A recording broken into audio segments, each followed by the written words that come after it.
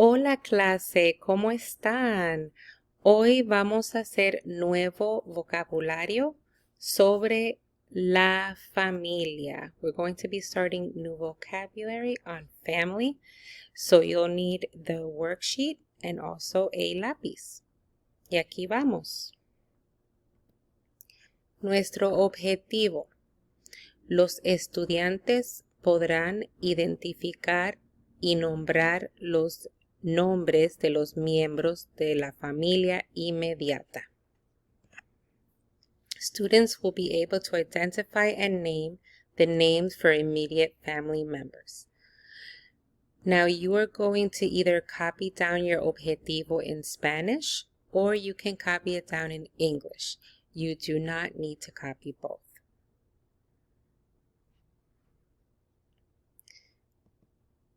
Y aquí está la familia de Miguel. Remember, we just finished watching Coco, our movie on El Día de los Muertos, and we learned about Miguel, and this is Miguel and his family. And we're going to be learning the family vocabulary using these characters.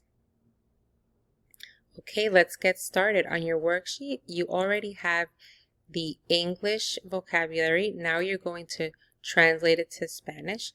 Make sure that as you follow along, you're writing them in the right place.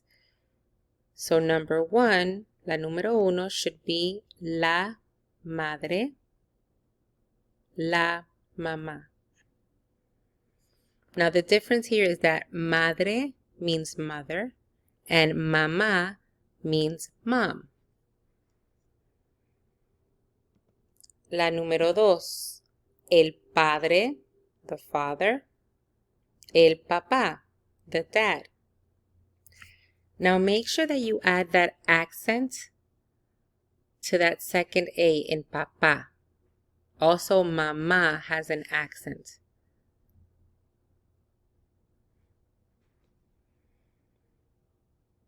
Now this is one of the examples of how an accent can completely change a word. For papá, if you do not add that A, the word is actually potato, like the potato that you eat.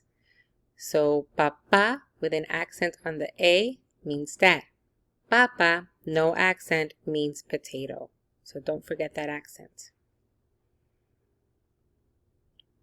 Now if you want to refer to both parents, you're going to use los padres.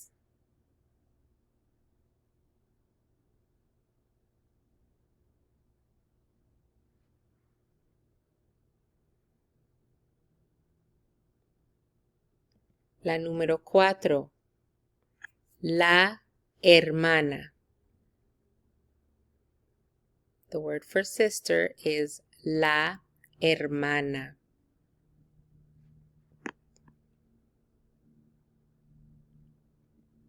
La número 5, el hermano.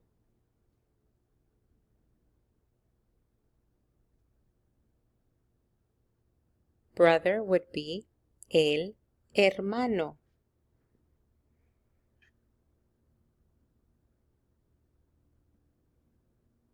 La número 6, la bebé o el bebé. Now, when you're referring to a baby, the word is bebé. How do you know the difference between female and male? You're going to look at this article. If the article is la bebé, you're referring to a female baby. If the article is el bebé, then you're referring to a male baby. La número 7, los hermanos. When you want to refer to both brother and sister, you use los hermanos for siblings.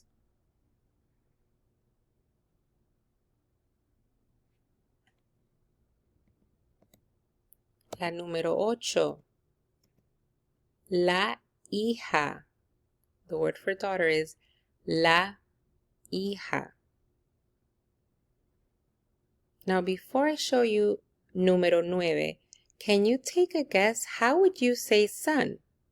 If daughter is la hija, How do you say son en español?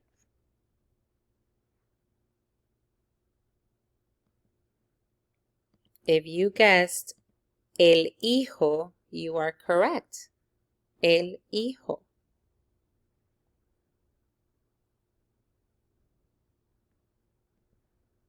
La número 10. When you want to refer to both son and daughter, you use los hijos.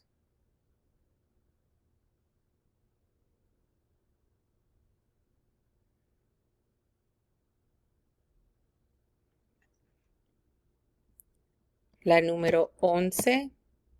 La esposa. The word for wife is la esposa. So let's see, can you guess again? What would be husband? If wife is la esposa, what would be the word for husband? Take a guess.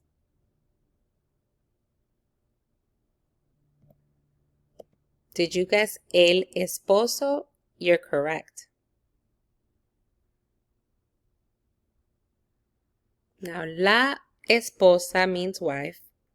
El esposo means husband. Can you now guess, how would I refer to both of them together? How would I say spouses? Think about this one. Did you guess los esposos? That's correct.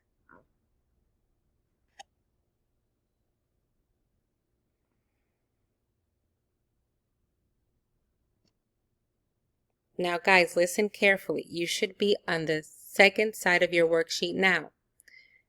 These were numbered incorrectly. So right now, I'd like you to cross out the 3 numbers that you have on the back of your worksheet. And you're going to write 14, 15, and 16. So in the back of your worksheet where it says other vocabulary, otro vocabulario importante, you should start with 14, which is la familia.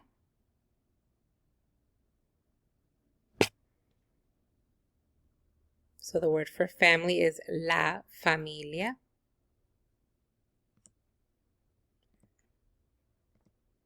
15, los miembros. Los miembros, members. And 16, I. So the word for there is or there are is I.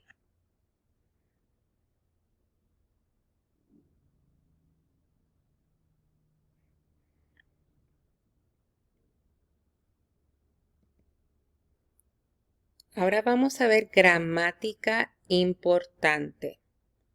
So in Spanish, we never use apostrophe S. Okay, in Spanish, apostrophe S is never used to express possession or relation. Instead, we use de plus the noun or the person that refers to the owner or possessor.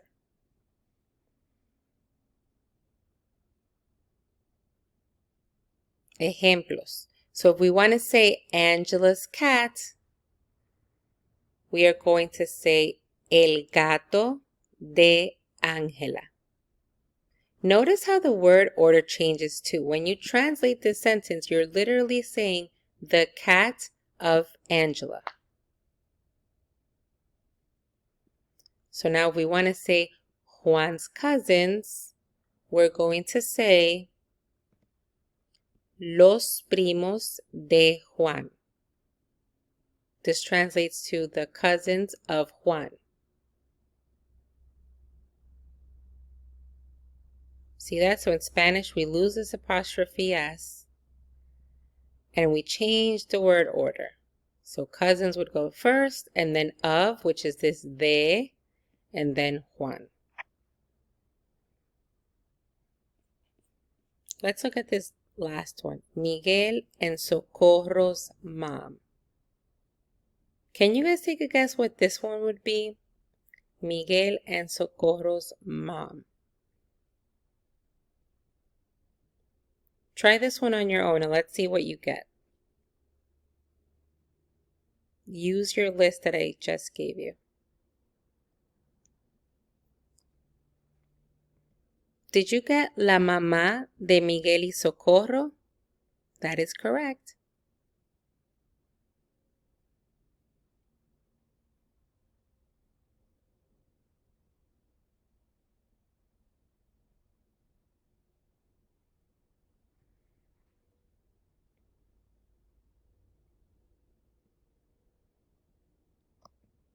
Now for your exit ticket, you're going to use the family tree to answer the following questions about Miguel's relatives.